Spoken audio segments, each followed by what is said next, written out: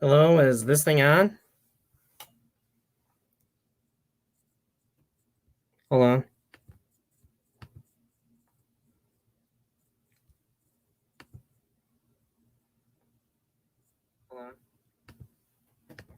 Hold on, let me mute this. Okay. Looks like we're on. Hello, all those who are watching. Hi, my name is Nick Zandy. I am a fish. This is welcome to my 100 subscriber special. For now, it's just me. So, I'll be sharing this stream to anyone who wants to watch it. Just gonna copy the link.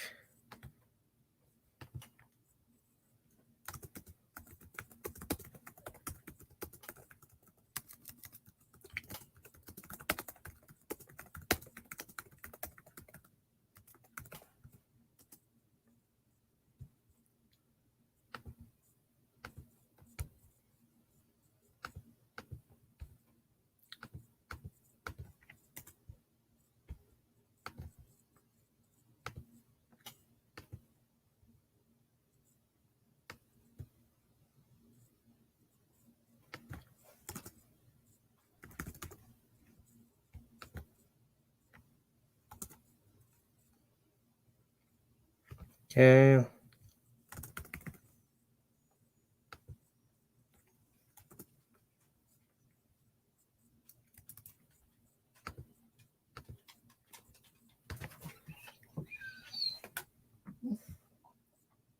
Okay. Oh, wait, quiet.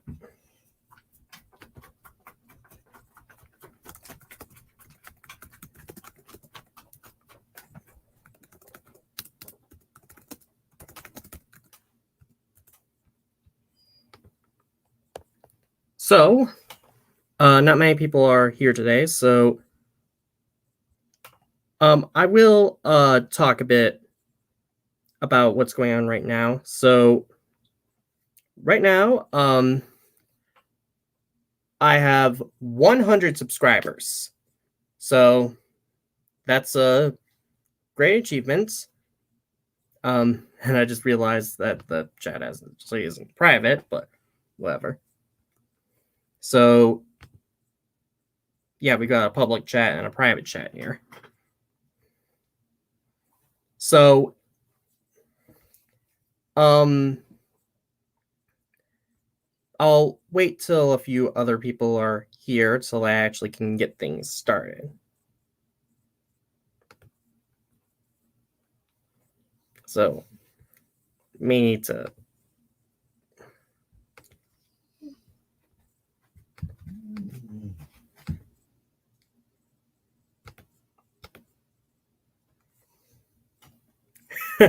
Sammy, hey, hey, Sam. One of my buds in Canada.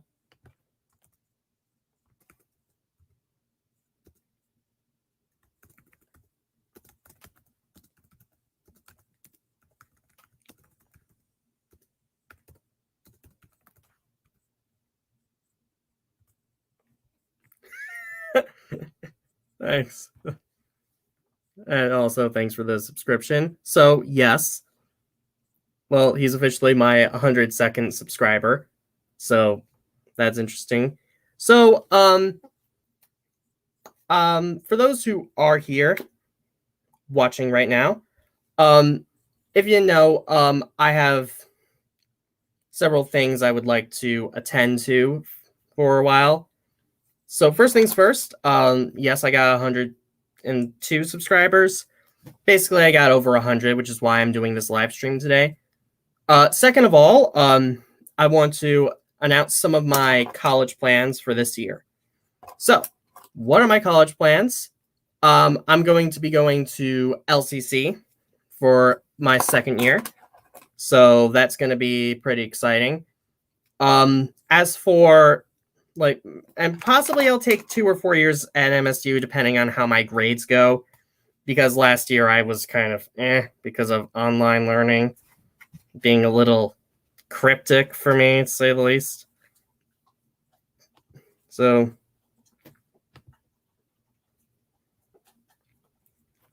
I'll try to get some people in here.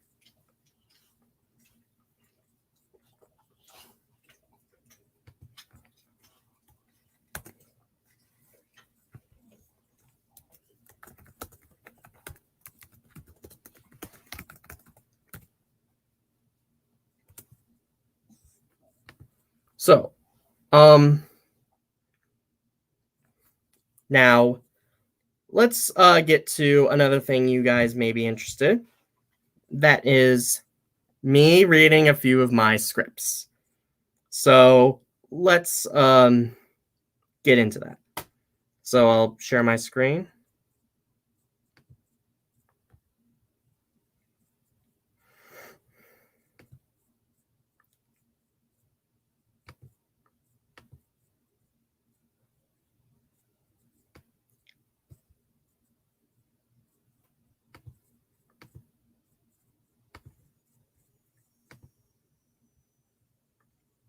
Okay, so you may see that. So here it is, my scripts. So this is my idea for a Kamen Rider adaptation called Wizard. As you can see here, it's an adaptation of Kamen Rider Wizard and sort of a sequel series to that of Witch, Witch. It has nothing to do with witches or wizards. It's just their initials. It'll be explained a little bit later on, but that's basically what it is. So this is the first episode that I did during this. This is my first script. Episode 1, Guardians Night Part 1. By the way, I did different versions of this that didn't really work. So I did this third version where I looked at some basic tips on how to actually write scripts. So here it goes. So I'll read the script for you if you guys are interested. So here it is. So we fade in here on Heatherfield, Connecticut on Humphrey Street. In an average but well-maintained house on Humphrey Street in Heatherfield, Connecticut, an upper-middle-class couple have their newborn son. And we dissolved to 291 Humphrey Street in the interior. Abigail Collins, the head of the Heatherfield Regional Chamber of Commerce, with long brown hair, fair skin, blue eyes, seems to have a normal day with her husband Bill and her newborn son Lionel. And now we go to the narrator.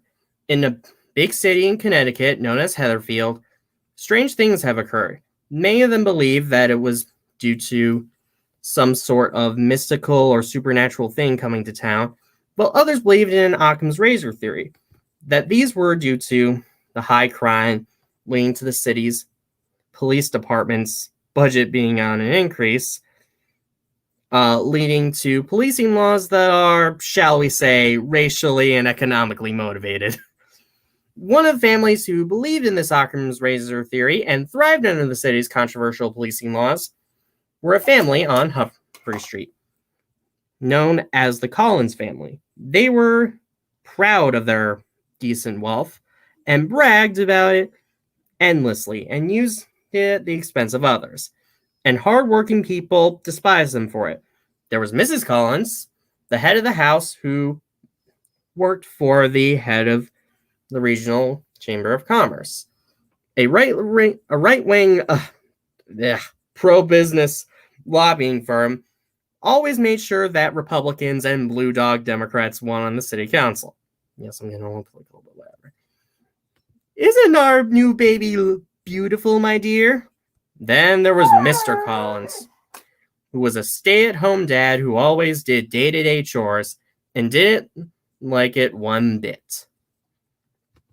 I hope that he can learn our family's values and not get shaped by those pinko commies at Sheffield Academy.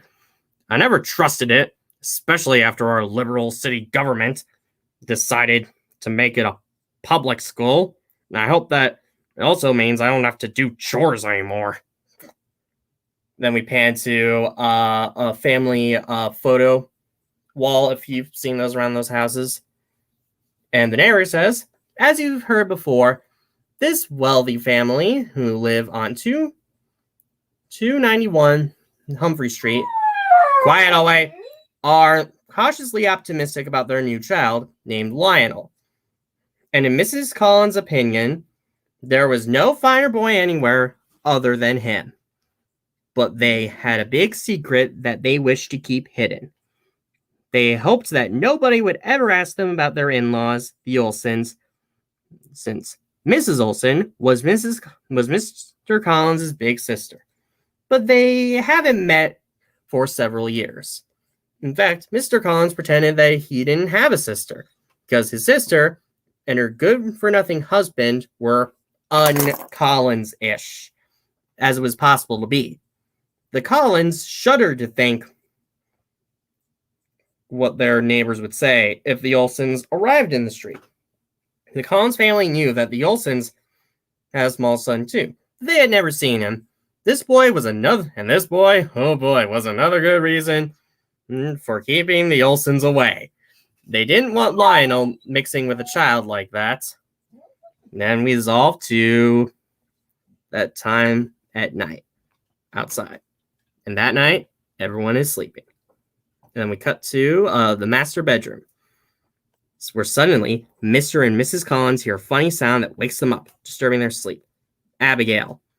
She gets up and investigates this strange sound and sees 5 cloaked figures walking around, discussing something about a boy, the son of a couple, that call themselves the Olsons, alerting her, making her turn towards her husband.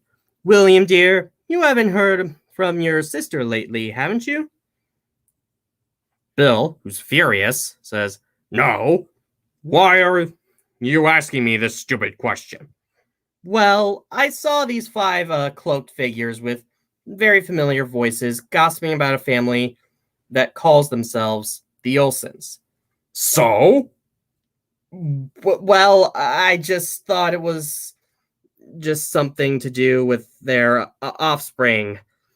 At a loss for words, he gets out of bed, he looks out the window, and sees 5 cloaked figures, recognizing them as 1 male and 4 females, delivering something that looked small and very human-like to their doorstep.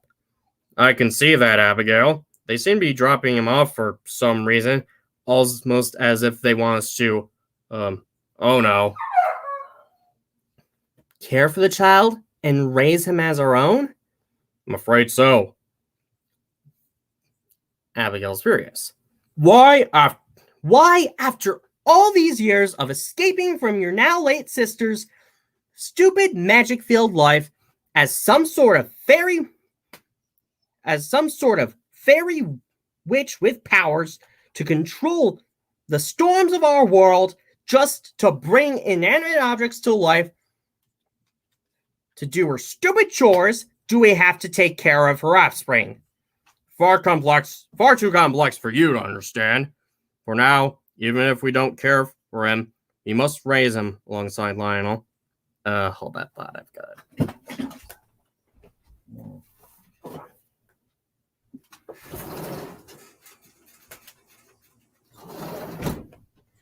Now, back to the script.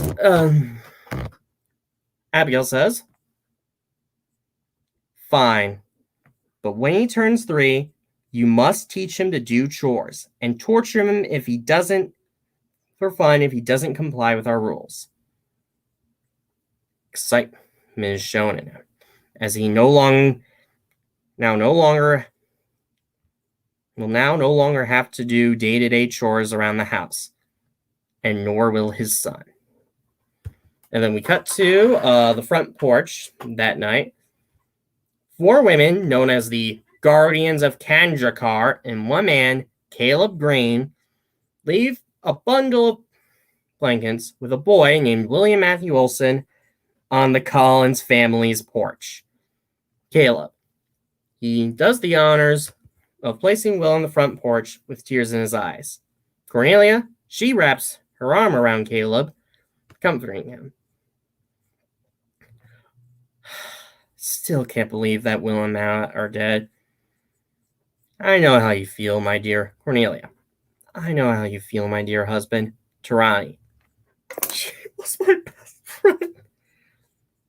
Irma, it's okay to get upset. It's okay to be upset. Emotions are strength. They show that you care. Cornelia. She takes out a note out of her pocket and places it on Will's blanket on the front porch. Good luck, Will.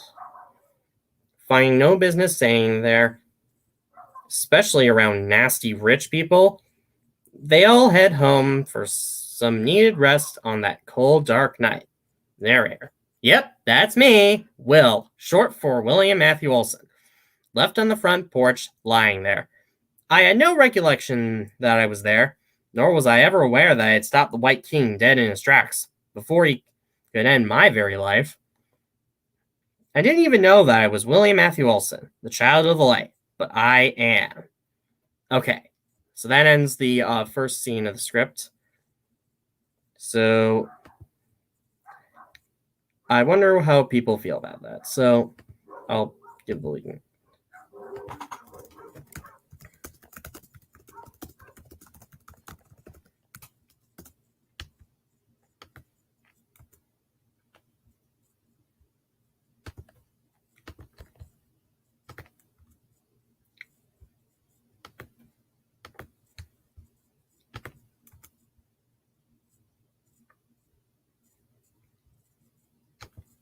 So this is basically what I did was I sort of adapted it while also being a sequel. So if you guys are aware of it. So now keep in mind that this could change because obviously there are a few errors that I made. Like I contradict myself when saying it's an upper middle class, but other times rich, which aren't exactly the same. I gotta calm down the dogs. Hold on. Cammy, oh wait. What? Cammy, oh wait. Leave it. Leave it. Hey. Just because I'm not around doesn't mean you can do that.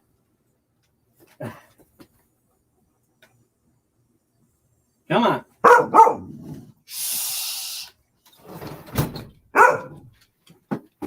Quiet. Sorry, you guys had to see that. Those are just my dogs. Try your best to ignore them. So, back to sharing the screen.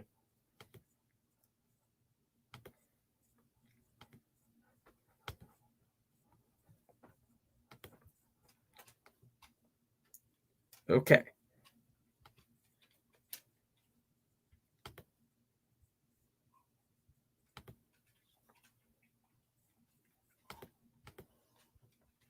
So, resolve to 291 Humphrey Street in the interior in Will's room.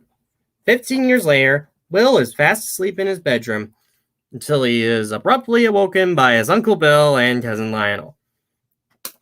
He knocks on his nephew's bedroom door. Up! Get up! Now! He gives up and walks away angrily. Lionel, seeing that his lousy father failed to get his son up, he decides to do it himself.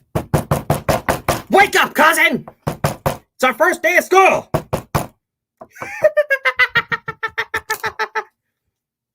Will begrudgingly opens up his door, gets dressed in his uncle's old messy clothes from his teenhood, and heads down the stairs for breakfast.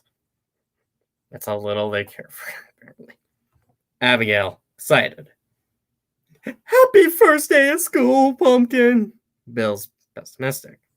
Still disappointed that you're going to school at Sheffield. Don't worry. I've arranged for my son to be in honors class every hour, where only the best students are taught, and not the rest of those decrepit idiots. Will finds this offensive, but he calms himself and cooks his aunt and uncle's breakfast begrudgingly. Bill gets anxious. Come on, give us our eggs and bacon, you worthless nephew of ours. After finishing breakfast, he serves it to everyone, including himself. That's it, boy. Very good. Then we cut to the driveway. The Collins family head into the car, and Bill slams the back door of the car and gives Will a... And then Bill points his car keys at Will as he gives him that warning. I'm warning you now, boy. Any pranks you pull on Lionel or his cousin Imogen, any at all, and you won't be going to your friend Amy's house for a sleepover this Friday. Got it? Yes, Uncle Bill. Okay, now get in. He opens the back door for Will, who hops into the car. Then we resolve to the exterior of Sheffield Academy, where the school bell rings as all students rush inside. You've been to a school before. Then we cut to the first floor hallway inside. Will heads to his locker and puts his backpack into it and heads for class with his supplies. Then Amy rushes towards Will excitedly. Hey, Will! Will gets excited. Hey, Amy! What you been doing all this summer? How you been doing all this summer? Just fine. How about you? Well, the usual. Endless chores that my Uncle Bill could be doing, as well as getting beaten by his belt whenever I failed to do his bidding. That's too bad. I sure wish your real parents could still be alive to take better care of you than your nasty uncle and out-of-touch aunt. Well, according to my uncle, my dad was drunk, and because of that, he drove his car off a cliff with my mom in it, killing them both. That's your uncle talking. I was confused. Well, what really happened to them? Before she can say anything else, the bell rings. Why don't we discuss this at lunch today? Sounds good.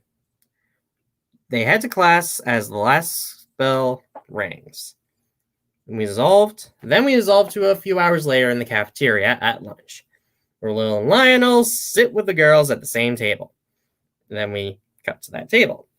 The 4 girls and the 2 boys discuss some strange goings-on in their lives.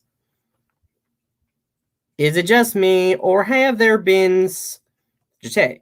Is it just... By the way, it's pronounced Jete, not Zasatia. Stop saying that.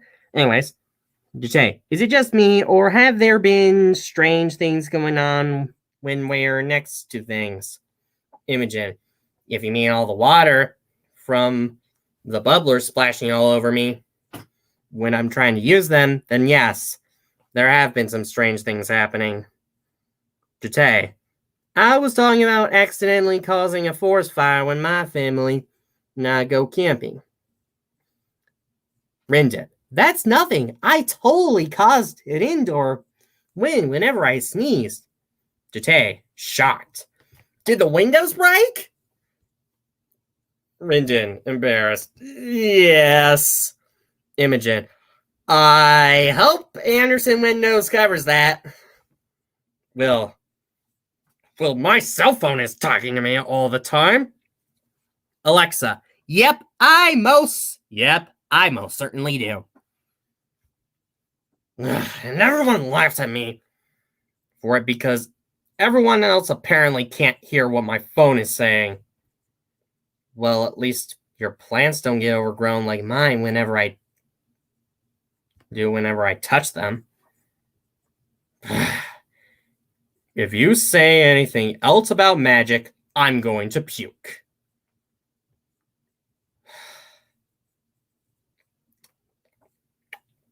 I wonder how professional these so-called cooks in this cafeteria really are. And why did you say that?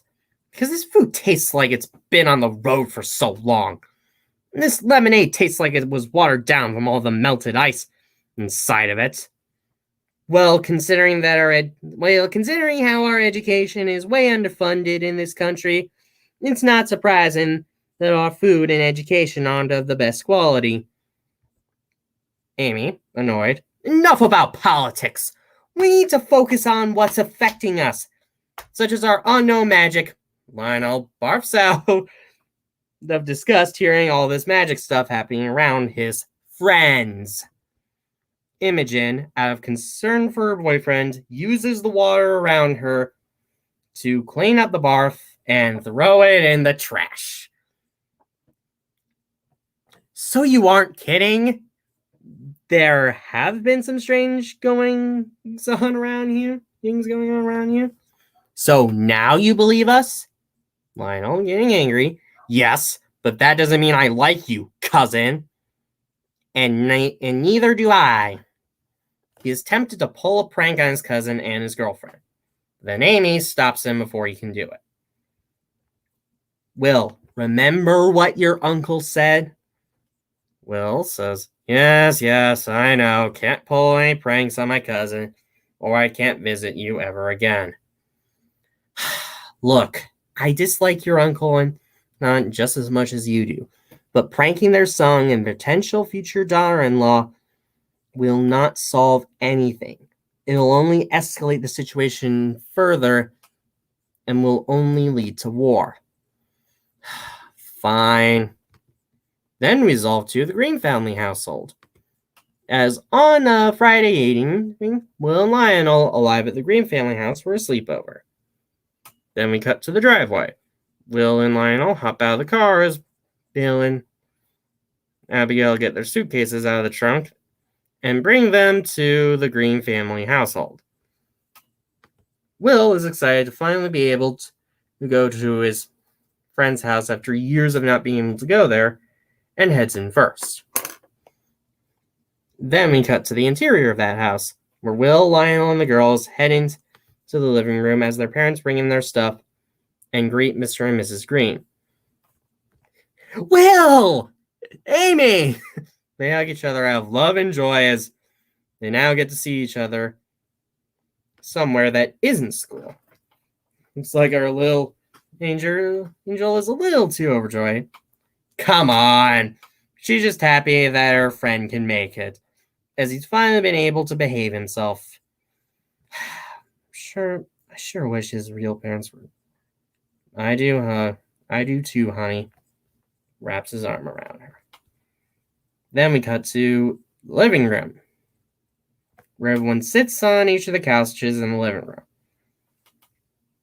Now, let me tell you a story that'll have a special meaning for 5 out of 6 of you. Mom, they really don't want to hear a story.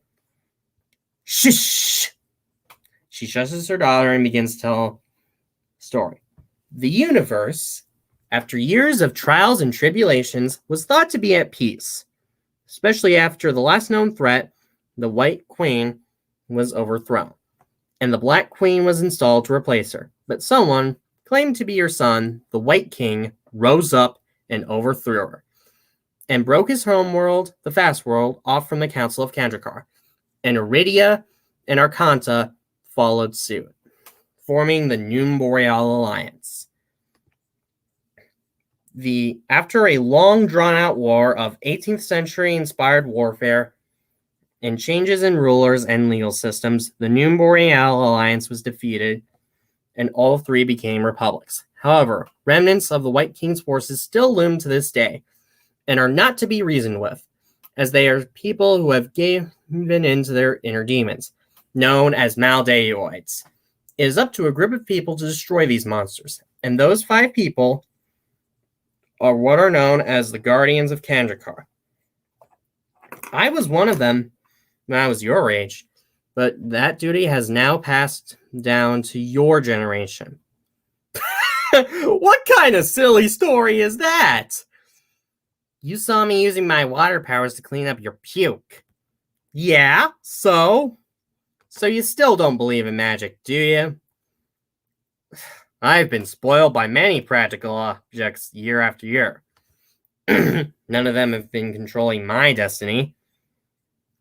She shushes Lionel as she opens a box holding a belt that has a black hand with a gold outline around it, surrounded by metal blocks that look like it could hinge. This is the heart of Kandrakar. It contains the elementary forces of nature. In the past few years, you have been noticed having some unusual experiences, am I right? Oh yes, they have.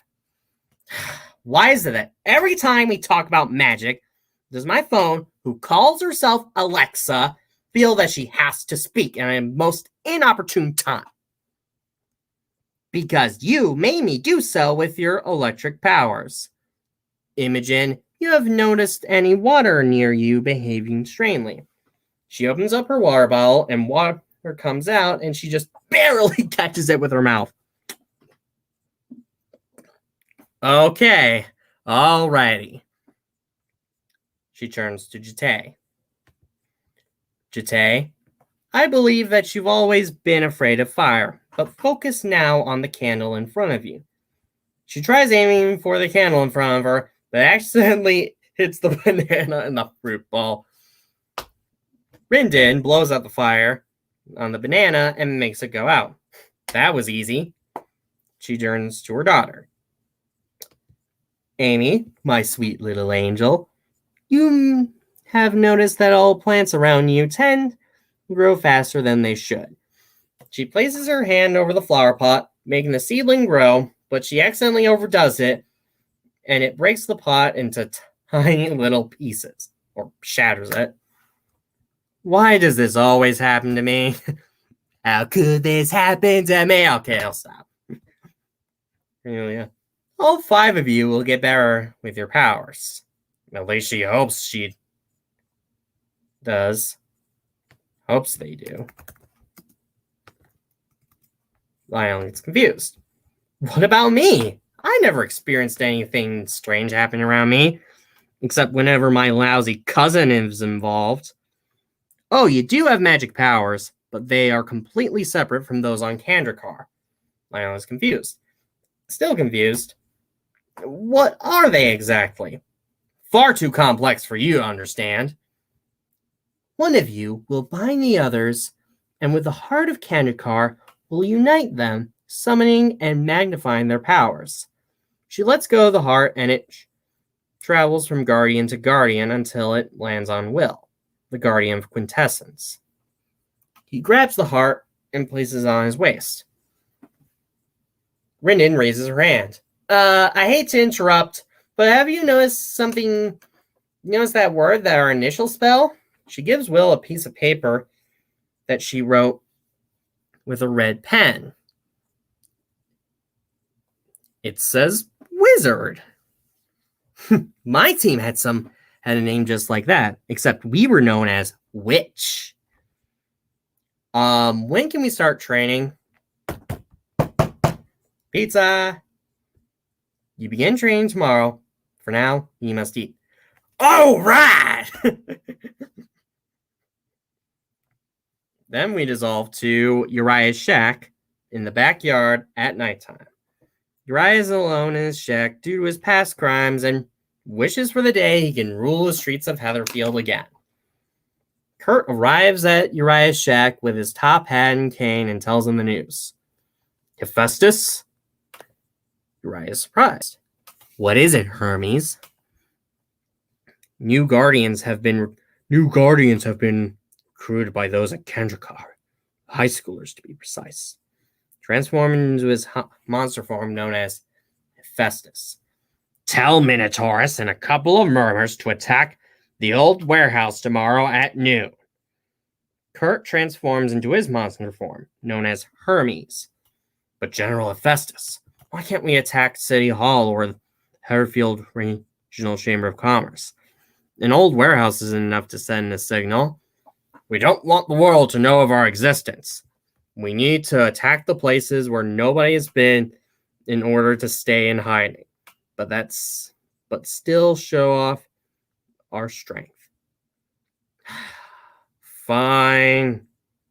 Then we dissolve to Meridian in Escanor Castle in the exterior.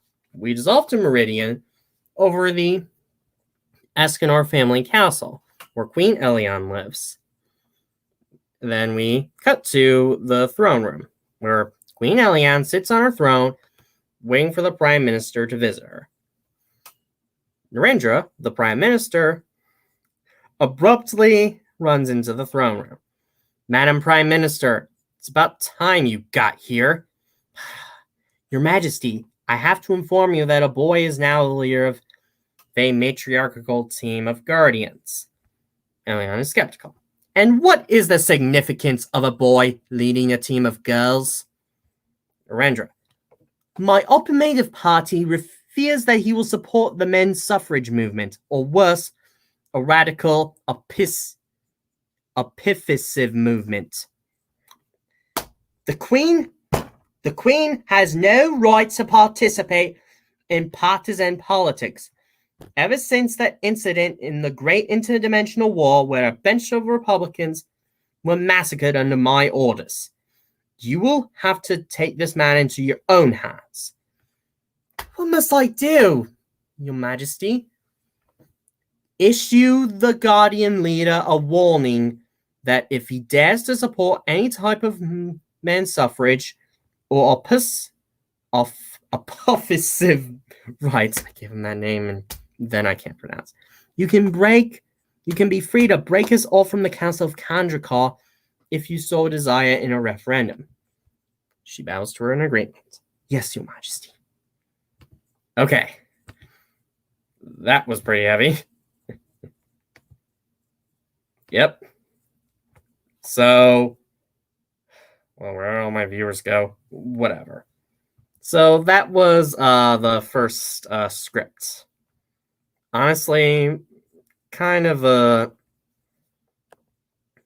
honestly, I think it could do some working. Like that last scene I thought was kind of pointless, but overall I thought was okay. So that's honestly the whole thing about, reading scripts. It's just, when, every script is kind of a learning experience. But obviously writing isn't exactly my career. I'm starting to focus more on my career in politics, if you're wondering. So, but I'm still a fan of tokusatsu. So let's get ready for the second script. All right. Gonna share my screen again. Okay. And okay. Now we're into our part 2. And that is Guardians Unite Part 2. Yeah, it's a 3-part premiere. Then we fade into Heatherfield Beach on the Waterview. The waves roll in on Heatherfield Beach as the Guardians hop out of Cornelia's van. Then we cut to the cave, where the Guardians head into the cave in order to remain hidden from humans who could recognize them and expose their identities. Jite shivers. Wish I was at home. It would be warmer and little less bad infested. Will's stomach grumbles. I'm starving. I wish I had some plain sugar donuts from breakfast. Jite still shivering.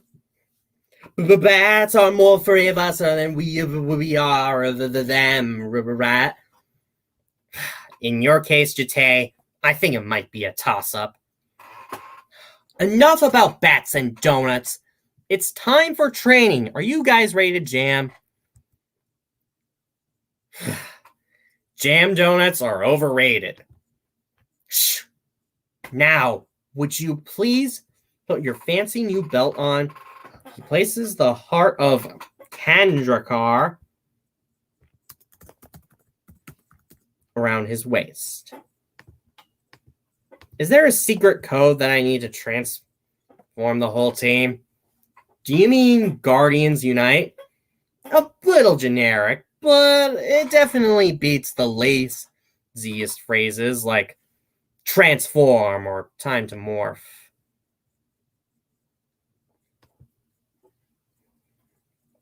Well, all right.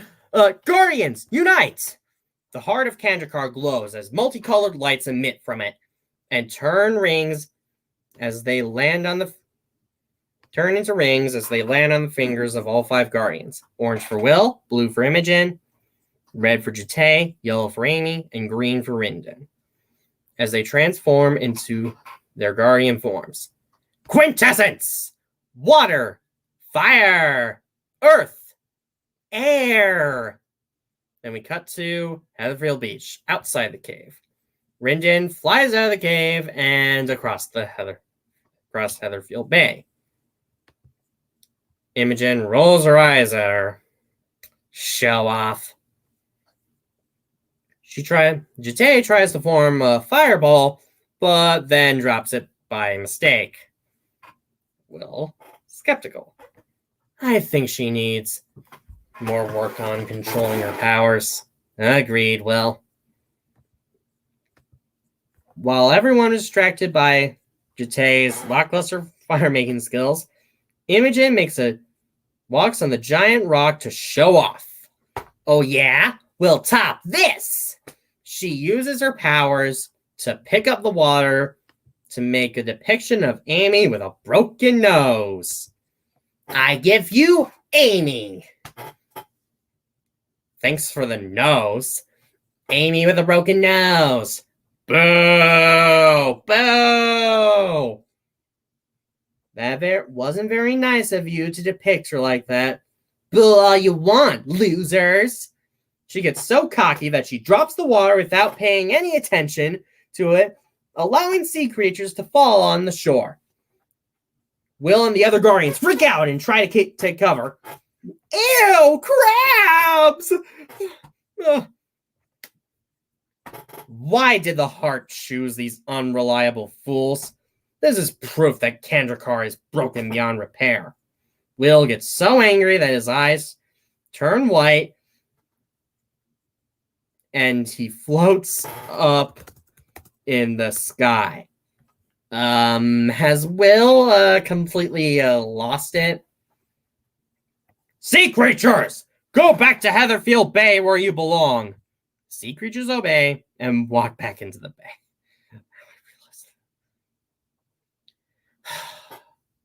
At least someone is putting his powers to good use. I'm telling you, my dear, these kids aren't responsible enough to protect every single dimension of the universe from evil, let alone one of them. Was I any different from when I first became a guardian? They're just too old. Too old to begin the training. The age they become guardians doesn't matter.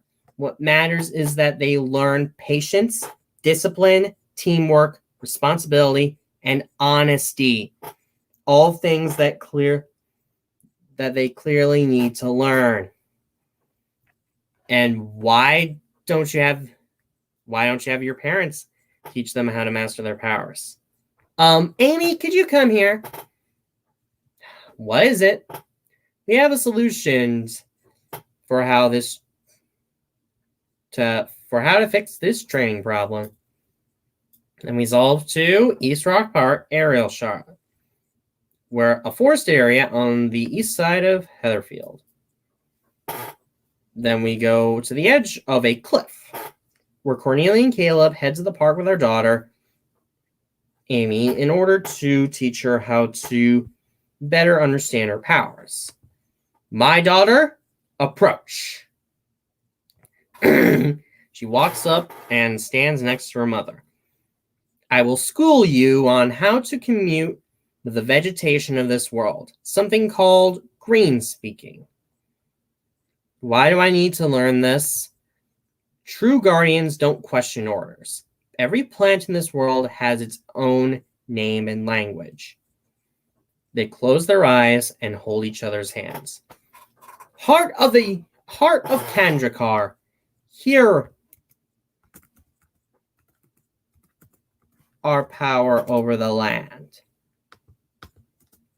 Help us to hear all our loyal subjects. Then we cut to the campground, where Tarani heads to that same park with her daughter, Jite, and teaches her on how to control her fire powers. It wasn't easy for me to control my fire powers first, but I began to master them with the guidance of my friends and family. Now, to start a fire, first we need to put the tinder in the fire pits. Jite picks up some tinder from a destroyed bird's nest and places it into the fire pit. Next, uses flint and striker and use it on the fire. Jite picks up the flint and striker and starts the fire. Now blow very slowly. She takes a deep breath and blows on the fire, stabilizing it. Now, add some kindling. She places the kindling into the fire and makes it bigger. Now, pick up some logs and place it in the fire. She picks up some logs and places them into the fire. Then we cut to the cliff, where Amy and Cornelia are busy greenspanning. When suddenly, a Murmurmon named Eaglemon flies in and warns them about a Maldeoid named Minotaurus. She and Amy snap out of their trance. Can't really snap water. Amy? Yes? Call the rest of the team to get to the old warehouse. Minotaurus is a very dangerous monster. It is not to be reasoned with. On it. She flies away and gets the Guardians into position. Then we cut to the old warehouse outside, where the Guardians fly towards the warehouse and get into position. We need to charge into the warehouse and maintain a defensive position. We cannot allow Minotaurus to escape. The other Guardians nod their heads and charge into the warehouse. Then we cut to the interior, where inside the Murmurs attack innocent blue-collar workers by various means. What are those things? After taking out the workers, they slowly walk towards the Guardians.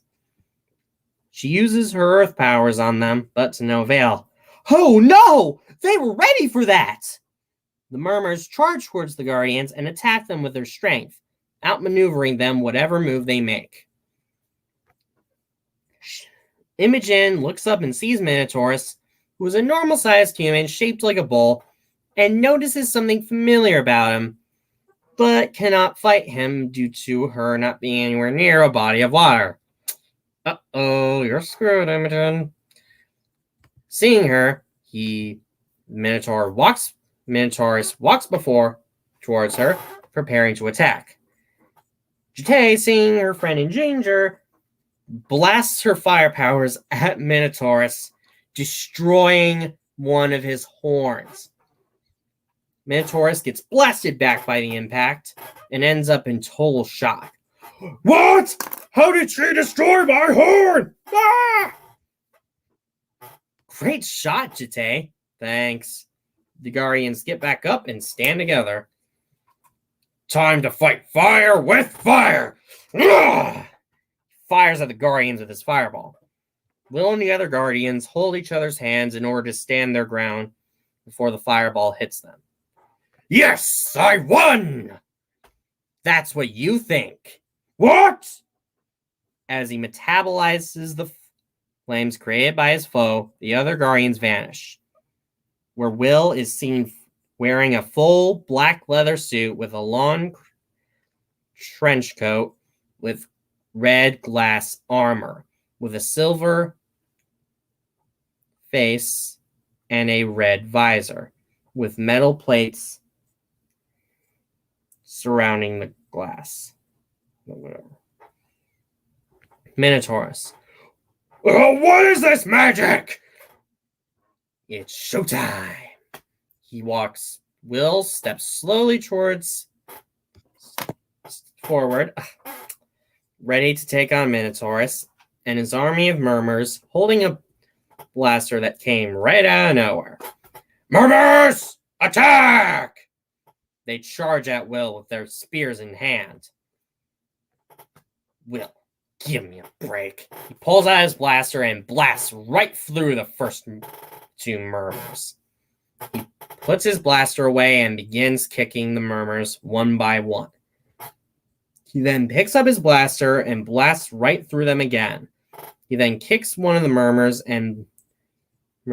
through a wall and blasts it. He transforms his blaster into a sword and charges at the murmurs as they charge at him, slashing them one by one. He then leaps into the air and continues to slash them. He then looks behind him. Surprise! Minotaur leaps in the air for a surprise attack, but then Will catches them in just in time and they begin to fight. Minotaur tries to slap Will, but Will leaps in the air and lands on the ground. Murmurs, protect me! They charge at Will, taking aim with their spears as Minotaurus makes a quick getaway. Time for me to kill some weeds. He kicks one of the murmurs in the face, and then he pulls out his blaster and places his hand on the black hand on the back act of the blaster, activating its special ability. Really weird. He spins around and blasts the murmurs, easily taking them out. Then he demorphs, and all the guardians come out of the heart like balls of light. What happened? Remember when we held each other's hand? Yeah, but just where are you going with this? Well, our powers united and were transported into the heart. And we went with it except for Will, because he was the keeper of the heart. Wait a minute. How do you know we were in the heart this whole time? Because I was the only one conscious during the fight. Suddenly, a fold opens. Will! Don't look at me, I can't explain it. But judging by the glow in the heart, I think we're being summoned. Here we go again. Guardians, unite! The Guardians morph into their Guardian forms. Let's go! They all walk in the fold as it closes. Lionel runs towards the warehouse with his parents. Ta-da! Seeing nothing, he looks at his son disappointingly. And just what were we supposed to be seeing? But there was a magic portal here, and my girlfriend, my cousin, and their friends transformed into human-sized pixies. Son, you know there's no such thing as magic. But end of discussion. Let's go home. They drag Will into their car. Like the brat he is. Was doing something right. Then we head to Kandrakar outside. The Guardians walk out of the fold and into Kandrakar. Okay, I am officially impressed. But what is this place? Cornelia walks out of the front door. It's Kandrakar, up close and personal. Mom? She and the rest of the Guardians run up the steps. You brought us here? I didn't. What? I was minding my own business back in my own home. But when Kandrakar calls... Wait. Kandrakar exists?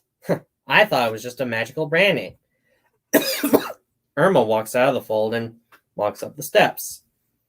Just what I thought when I first arrived here when I was a guardian. Hello there, Ermy. Still disappointed that your little girly fist cost us the blue ribbon at the science fair back in 2005? Nope. That was 30 years ago. Besides, if that hadn't happened, I would never have known that I was a guardian. You know what? Same here. They laugh and walk into the council chamber. I guess your mothers weren't so different from you when they were our age. This way, the oracle waits.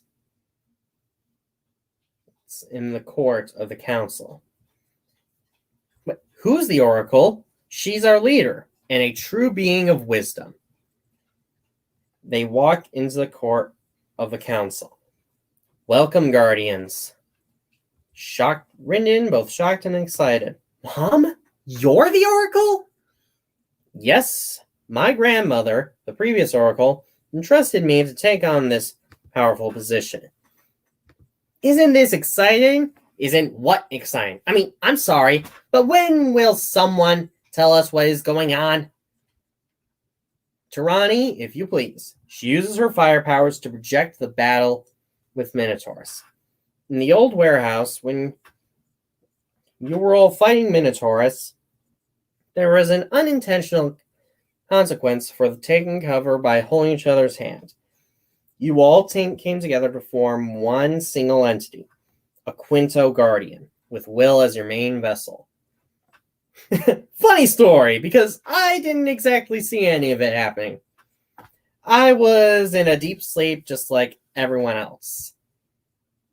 Except for Jate, who was the only one to know who was conscious. One who was conscious. So she was the only one fighting, was the one fighting. But she spoke with your voice and used your body. Could you explain why I was the only one who was active? We still don't have any reference for that. So much for the one who's a being of great wisdom. You weren't finished yet. Okay, continue with your mumbo-jumbo.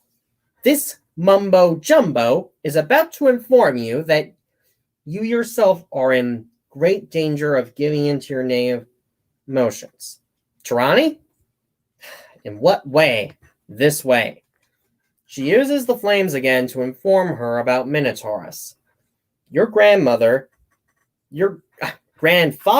the former Heatherfield police chief, Chris Slayer, angered about the public mistrust in policing, gave in to his negative emotions and became Minotaurus, with envy as his main motive. No, it can't be. Calm down, my dear. Go away! She collapses and cracks begin to form around her. Tirani turns off the flames. This doesn't look good. What's going on? My daughter's giving in to her demons. Is there any way to reverse it? Not at this moment, no. Please, Will, take care of my sweet little angel. She's the only one I have. What must I do? Take her to my house. My husband will be waiting there. I'll do my best. He picks Imogen up, and the fold opens towards the Tubbs household. I'm going with them. She grabs onto her daughter. Amy! Just let her go. Fine. She, Will, and Amy. Amy? Will. Whoops. My bad. Imogen walk into the portal and head to the Tubbs family household. And then we cut to their living room, where Will, Amy, and Imogen head to the Tubbs family house in the living room, where Martin is waiting.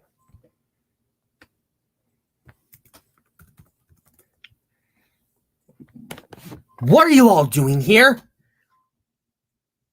Imogen is beginning to give in to her depression. Oh my God! What happened? Her grandfather, whom she has loved for her entire life, has turned into a monster. My dear father-in-law, becoming a monster due to the negative of the police? Please, have her lay on the couch. She needs some sleep. They carry Imogen onto the couch. I'll try giving her some of her favorite things to cheer her up. She needs it badly. Now, you must return to your homes. Yes, Mr. Tubbs. They exit the front door and begin walking home. Will and Amy walk home from Imogen's house, angry and baffled about why Halen would willingly subject their teammate, who's saying her own grandfather turn evil. I can't believe that Mrs. Lynn would willingly show us an image of Imogen's father like that. It just seems so out of character. Exactly. Why would someone as down to earth as her do that? As someone who has been on the receiving end of bullying, even she doesn't deserve to go through the stress of seeing her grandpa turn into a monster. Will, is there anything else you have to say? Will, you have any? Will, do you have anything else to say? Maybe, if I gotten to know her more, I would have made friends with her.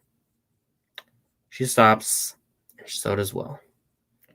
No matter if you and Imogen were friends or not, would you still love me? Yes, because no matter what, I couldn't live without you. You were the only one who truly cared for me. All the other girls couldn't care for me because of my uncle's smelly clothes. I know. Because one thing my mom taught me is it's not the content of a man or a woman's appearance that matters. It's what matters. What matters is what's inside. I know. Come here. They hug and kiss as Will nearly lifts Amy off her feet. And we fade out. To be continued. So, yeah. I would say that's a pretty heartwarming note to end on for a second episode. Right now, I'm going to try to better hydrate myself because I'm a little dehydrated. So wait one moment.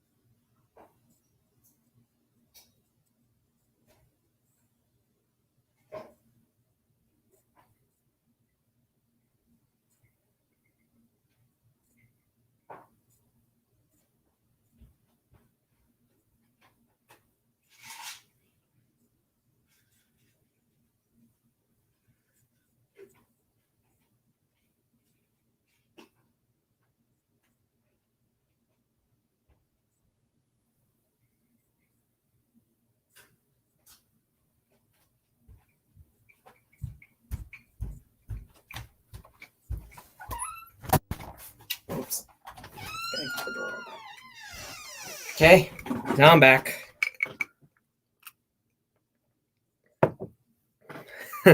So, now I'm gonna get to part 3. Just needed water. So not many people are showing up today. Let's get to this final one, part 3, which ends my 3-part premiere. So let's go.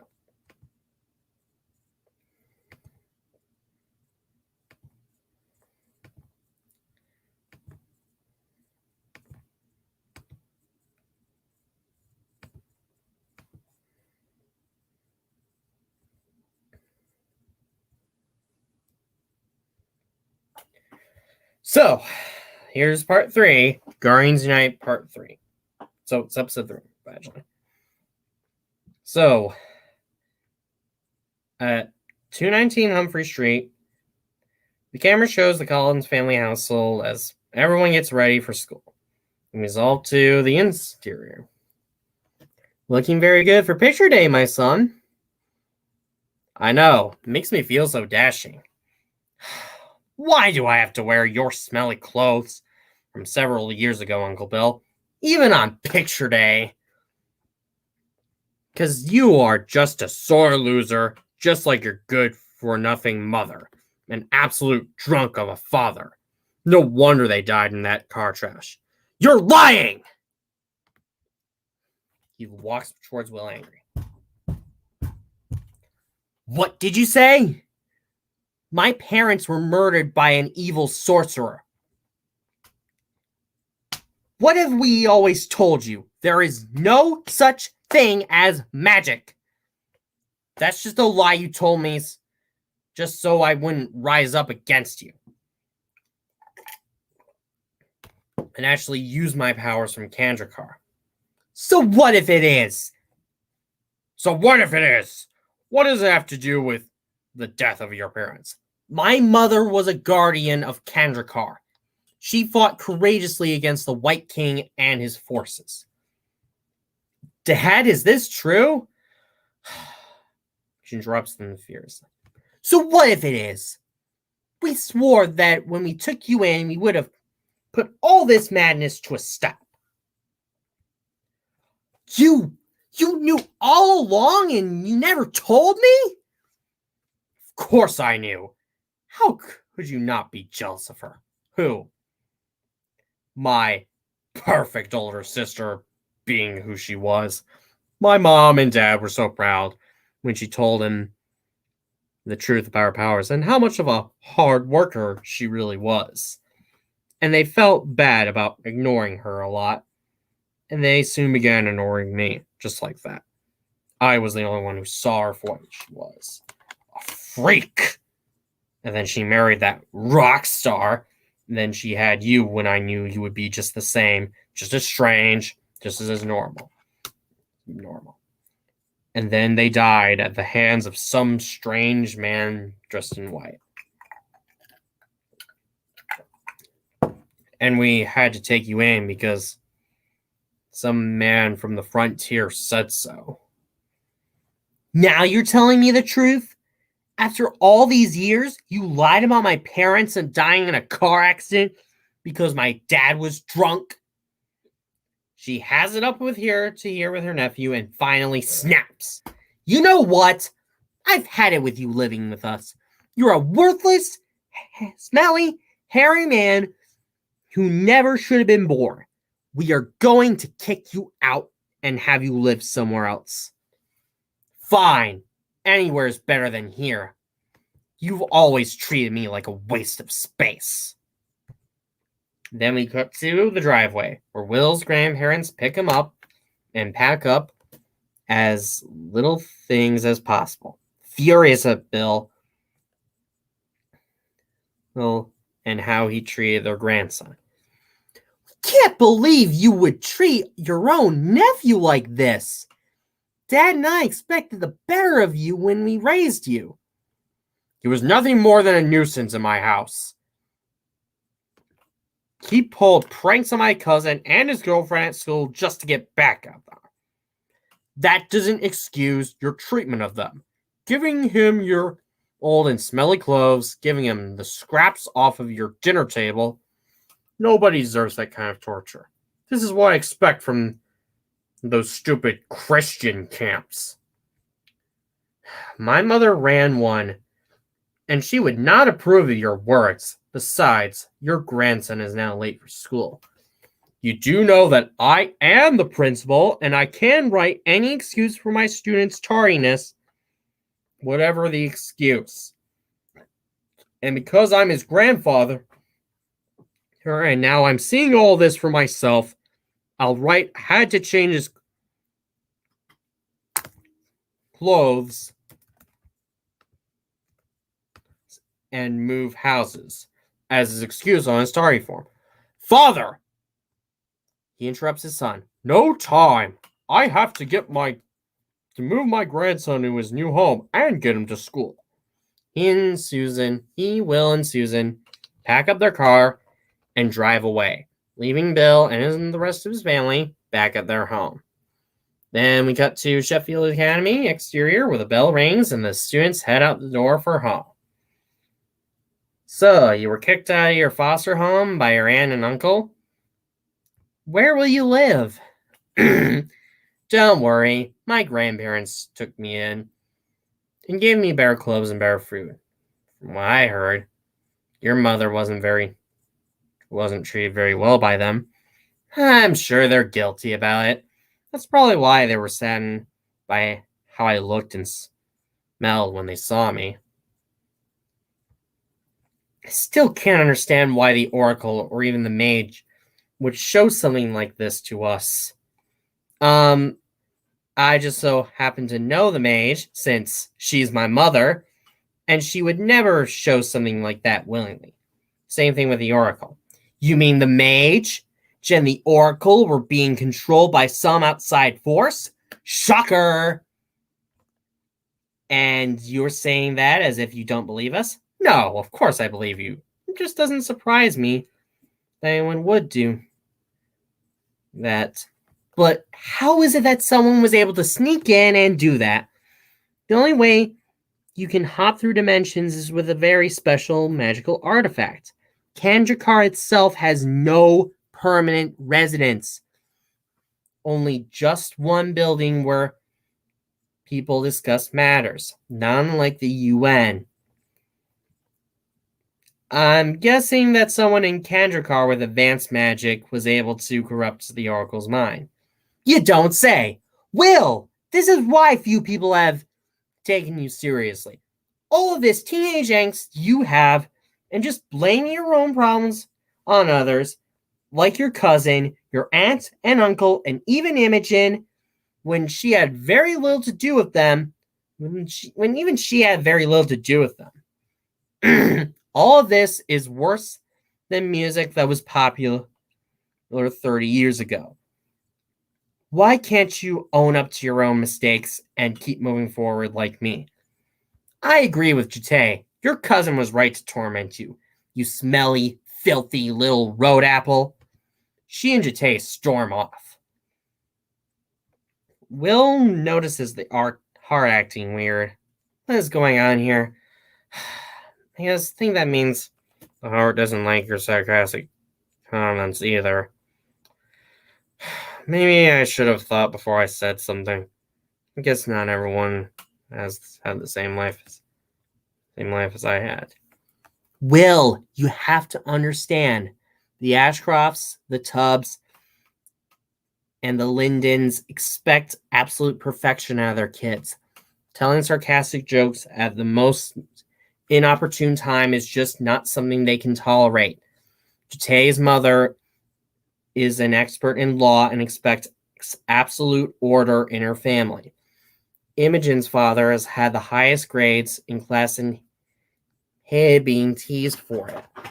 Rinden's mother is all about the conservative arts and describes liberal art as looking like someone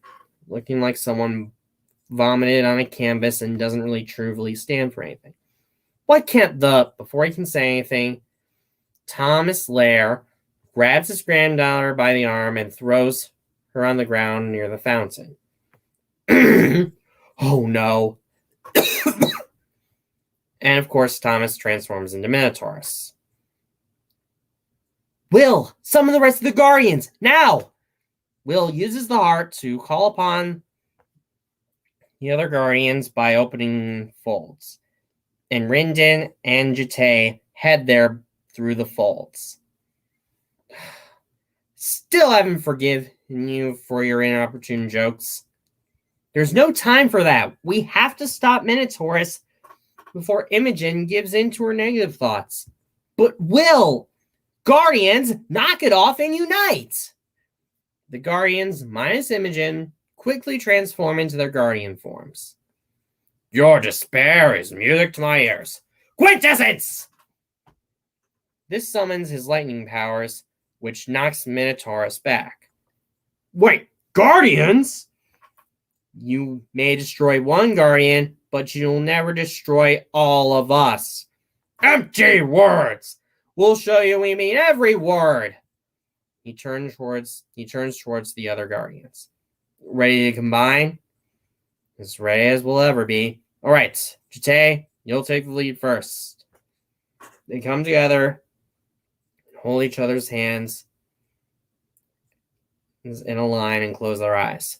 Let our powers combine! Fire, earth, air, quintessence. They all form a storm surrounding them with each of their elements, minus water.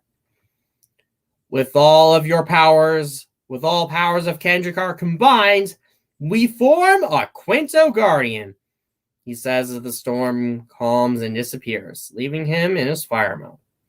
It's showtime! He and Minotaurus charge at each other, and Will grabs for his spear and kicks him in the face twice. Kandra Blast! Summon Kandra Blaster! He opens a fold and summons his blaster. Minotaurus tries to strike him with his axe, but Will's too quick for him. And then he uses his blaster to shoot Minotaurus, sending him back. Kendra Saber! He transforms his blaster into a saber and charges at Minotaurus and begins to fight him. And he punches and kicks Minotaurus and then slashes him, knocking him back. Because Will's saber is so powerful, it breaks Minotaurus' axe, which knocks him back hard. Minotaurus becomes so angry that he gets back up and charges at Will. Will uses his sword and blocks Minotaurus' horn from stabbing him, and then he jumps over him and quickly pulls out the Earth Ring. Let's change things up! Earth mode, activate! The earth beneath Will forms in and clumps around his suit, around him, and changes his suit from red to gold. You can change elements mid-fight? He charges Will. Bad Bull! He places his defense ring on the heart and summons a stone wall, blocking Minotaurus from attacking him. Will then kicks Minotaurus' back with his brute strength, knocking Minotaurus in the air. Let's take it to the sky! He picks up the air ring and places it on the heart. Air mode, activate! Will raises his left hand into the air and leaps up as the air above him forms, turning his suit from gold to green. He flies up and continuously slashes Minotaurus, knocking him on the ground. Will then picks up the fire ring and transforms back into fire mode, changing his suit from green to red. Time to end this! He picks up his kick strike ring and places it on the heart, engulfing his legs in flames. He flips up and makes his way towards Minotaurus, and then he leaps into the air and kicks Minotaurus. Explosions build up around Minotaurus and ultimately destroy him. Will turns towards Imogen and runs toward her. Imogen! Will, please wear this ring. If it means saving my life, I'll do it. She puts the quintessence ring and places her hand on the heart. Quintessence, engage!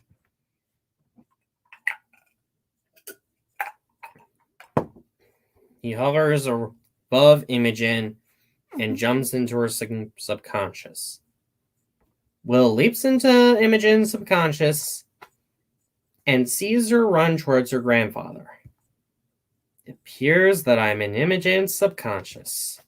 As Imogen runs towards her grandfather, preparing for a hug, a crack forms, and out comes a Jabberwock, which flies towards Will, forcing him to duck. And it starts causing a rampage. I've got to stop that Jabberwock before it destroys Imogen's subconscious. He summons a dragon and it begins to fight Jabberwock, but it accidentally hits Will. He gets back up angrily. Zenith! Answer my commands! Right now! He summons a motorcycle and hops on it, as Jabberwock continues to cause more damage. Soon, Will makes his way to the truss bridge and flies in the air, and hops on Zenith, controlling her, and begins to fight Jabberwock in aerial combat. Zenith and Jabberwock struggle against each other and knock each other on the ground, causing more damage in the process, until she eventually knocks Jabberwock off. He pulls out his saber and stands up and places the fire ring on the saber, leading to flames appearing around his saber as Zenith flies towards Jabberwock. and slashes the beast, destroying it before it can destroy Imogen's subconscious. Then we cut to over by the fountain, where the cracks forming around Imogen disappear, and Will exits her subconscious, and the Guardians detransform and separate. Imogen gets back up, and the quintessence ring disappears, confusing her. What happened? Honestly, Imogen, I don't know. We were all just thinking about leaving school. I guess it means that it wasn't important. Everyone laughs as the scene ends. Then we dissolve to the woods on the outer edge. As at the woods, Will sees Caleb with his new spear fighting against a train dummy. And then he turns towards Will. Sorry, I was just, Then Caleb interrupts Will. It's okay, just some last-minute training with this old dummy. Will looks at Caleb's spear, and then Caleb shows him his spear. This is Shi-Yari. Shi-Yari? More powerful than any other weapon that I or anyone else has ever owned. Then he turns towards Will. Listen, I was just going to come looking for you. What do you say we go into the woods and look for something to fight? Sure, why not? Then we cut to the interior of the woods, where Will and Caleb head into the woods and find nothing. I don't see any monsters. Why don't we? Well, I don't see any monsters. Want to sit down for a bit? Yeah, sure. They sit down on a bench near the edge of a cliff. Then Caleb turns towards Will. Do you enjoy being a guardian? Having to fight a bunch of monsters every day to keep Kandrakar safe? Caleb raises an eyebrow. Yes, I do. What about you? I've never had a real life outside of fighting in the army. Ever since I was a boy. Ever since Phobos took power on Meridian. My father forced me to train and train and train. I never got to be a normal teenager out there in the real world. Eventually, after Phobos was deposed, I was forced to be the commanding general of the Meridian Army in our war against the vast world Arcanta and Iridia. Until they found out I was secretly supporting anti-monarchist uprisings on Meridian and Basiliade, the former being crushed and the latter being successful, and so they discharged me. It makes you sound like you hate Kandrakar. I hate them all right, Will. That's what I brought you here for. It was you! You were the one who corrupted the mage and the oracle. You want us to take Kandrakar down by turning us against him. He stands up and walks behind the bench. I bought a creepy murmur from a gypsy girl on the streets of Meridian. It had a conscience and told me that everything I knew about Kandrakar was a lie, and I should have joined my mother, Nerissa. All the Guardians are just pawns of Kandrakar, and so are the rulers of every single world run by Kandrakar. They should have been overthrown 1,000 years ago. They've held on thanks to you, Guardians. No! The creepy murderer is the one who's lying to you. You don't dare speak about my mother in such a foul manner. Is that supposed to make me love them? Kandrakar was a mistake, Will. It's killing the universe. The only way to stop it is to burn it to the ground and start with something new. The tyrannical White King, that's who you serve. Should be careful with words, Will. He told you to corrupt the mage and the oracle, just so he could turn us against Kandrakar. He spoke to you via an invasive flower, even in your dreams. He's brainwashing you, Caleb. You're wrong. He showed me that my talents are being wasted. You know what Queen Elion gave me when I was sacked? She used a switch to meet me on my behind. Just because I support democracy and workers' rights? They gave me that punishment? All those who ruled under Kandrakar know firsthand is to punish or even kill their residents. It made me angry, and even more resentful of Kanjakar than I already was. And when I moved to Earth, all I got was pity from that popular girl Cornelia. After our marriage, I wanted to tear Kanjakar down, stone by stone, right there and then. But I bided my time. I began dreaming of the White King, whose name is Shikara Tobu, and he's my distant cousin. He convinced me to do something worthwhile, something no guardian had ever had the courage to do. When we were summoned to Kanjakar, I secretly used my powers to corrupt the mage's mind. Same with the Oracle. It was surprisingly easy, since they're not as wise as they think they are. Why didn't you ever try to destroy them? Because that would be too reckless, even by the White King standards. And I would have won if it weren't for your stupid ring and dragon. I will swear not to fail him again. You summon minotaurs into Imogen's home just so you make her go into despair? Not alone, Will. I have minions of my own.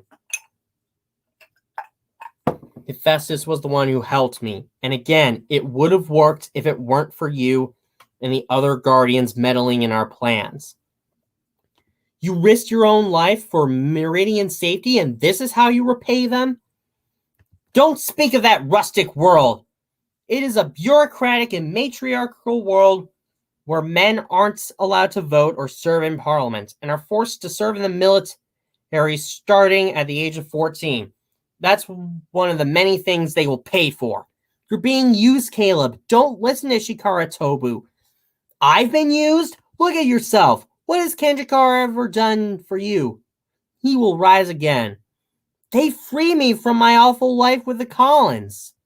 Yeah, but you were forced to live with them in the first place, and yet you are still loyal to them? And you know what they'll do? Drive the universe into a tailspin. All except for the wealthy who thrive under him. Then change it from the inside. I tried that several times, to no avail. If you are so strong, you can fight me yourself. Nice try, Will, but I'm not Minotaurus. You can't bait me. My minions are waiting, and there's definitely errands for me to run. Caleb, goodbye, Will. Caleb summons a fold and teleports away. Then we dissolve to Amy's house outside, where the camera zooms in on it. Then we cut to the living room where Wills tells Amy and her mother, Cornelia, all about it. I can't believe that Dad would ever do such a thing. I can. He was never the same after he was discharged. I need to warn Kanjakar about this. He's out there somewhere. I need to find him. Will, this is just as hard for me as it is for you. But you can't just jump head on into action. My husband is not one to be baited. Besides, you're not ready for it. Can you at least tell me your life as a guardian? It wasn't easy for me. I had to balance my normal teenage life with my life as a guardian. In fact, so did my friends. And we had to get along with each other, or we would get weaker and weaker. Did you make new friends along the way? Yes, I made a new friend that I previously thought was a weirdo. Your mother.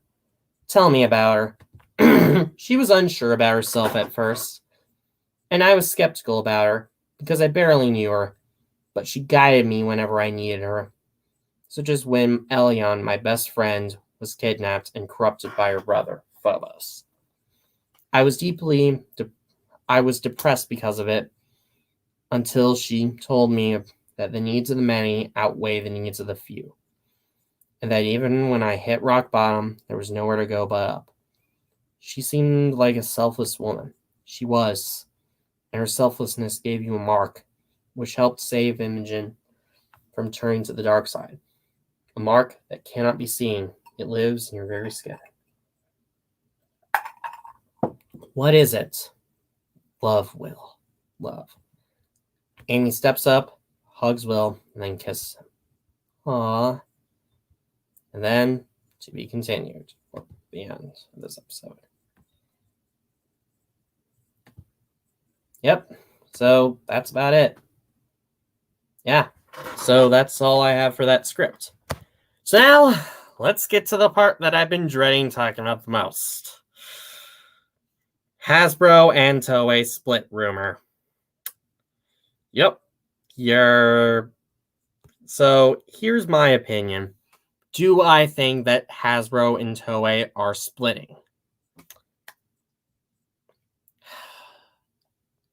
No, I don't.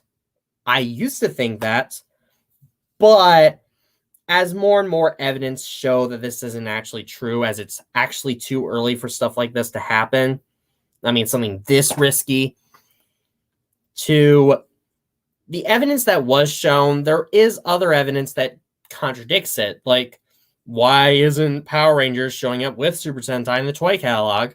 Well, because Bandai is not making the toys. And then there's the whole why is Toei cracking down on Super Sentai content outside of Japan? Well, that's because Hasbro's sort of telling them to do it, implying they're still working together. In fact, Hasbro's also claiming Super Sentai content outside of Japan. So there. Point proven. They just don't want to lose their viewership to Super Sentai. That's why. And then there's the whole thing with Simon Bennett and Brian Goldner and Jason Bischoff debunking the rumor, saying that they've actually been working on Ryusoulger and Kira Major, which came out after Ryusoulger, and likely that a Kira Major adaptation will happen right after Dino Fury. So no, so that means nothing's really changing. And then there's the whole origin of the rumor, which was from a terrible documentary, which had several inaccuracies, including parting ways with Bandai and Toei Studios, which started this whole rumor.